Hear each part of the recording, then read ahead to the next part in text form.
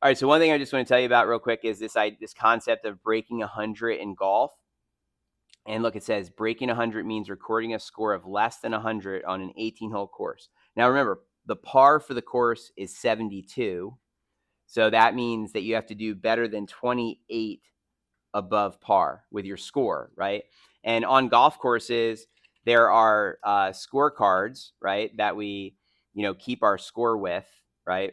And, we write down, like, we put our name and then we put our score, whatever we got, right?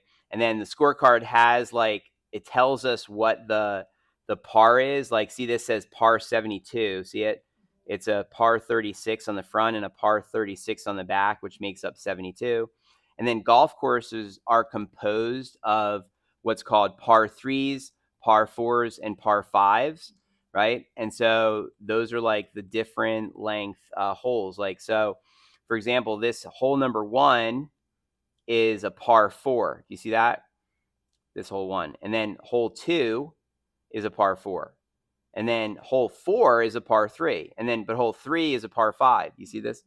And so they have different pars, right? Now, just to give you some idea, a par 3 is one of the shorter holes in golf, right? And so that's like this hole. This would be a par 3. You tee your ball in this, see these little tee markers? That's where you tee up your ball, and, meaning we put it on a little tee peg, you know what I mean? Because it's easier to hit it that way. And then you're supposed to hit your ball onto the green, right, in one shot, and then you're allowed 2 putts to make a 3. Does it make sense? Okay, and then look at this. A par 4 is longer. It's a bigger hole. And so with a par 4, look, player, here you guys are both golfing. Look, you hit it over here, she hits it over there, right? But then look, you both got it on the green, right?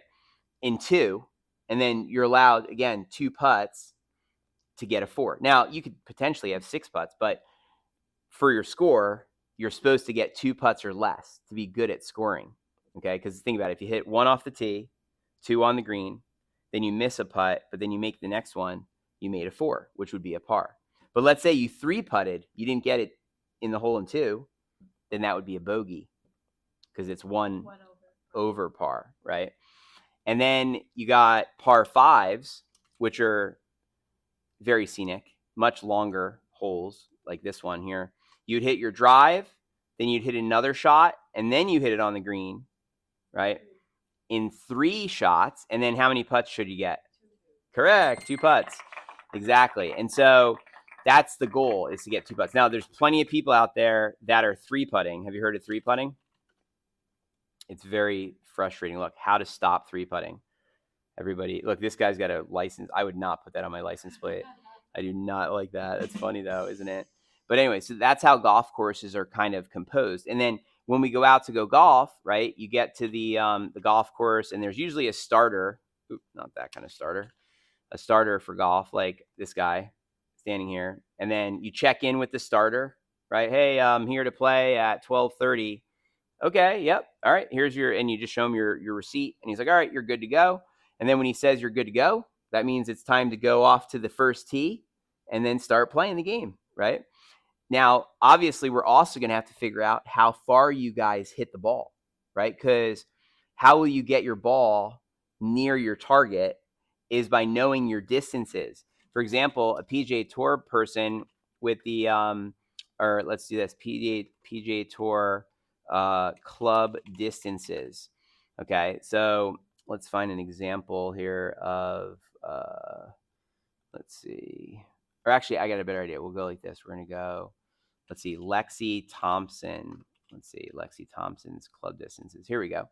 So look, she's got her clubs. Here are her clubs. And then look, these are the distances that she hits each club. See how she's listed them? Look, her 58-degree wedge goes 75 yards. Her 54-degree wedge goes 95 yards. You see this? So she knows how far each club goes, right? Because then on the golf course, we have to figure out how far we are away. So that's what we use these range finders for, right? In golf. Have you seen these? Yeah. And so we use this to figure out how far away. And there's even golf GPS apps nowadays for this also, where look, it'll tell you, oh, you're 144 yards away. So then which club are you going to hit? Well, then you would go to your paper, if you will, and figure out, oh, my 144 club is my 8-iron. Perfect. I'll select that club. And then you'll try to hit that club with the form I've taught you. And then your ball will magically appear on the green and you'll be putting for birdie. And hopefully you'll make it and make your first birdie. Right. You get the idea. So I'm just giving you kind of like an overview of what's going to be happening with golf for you guys.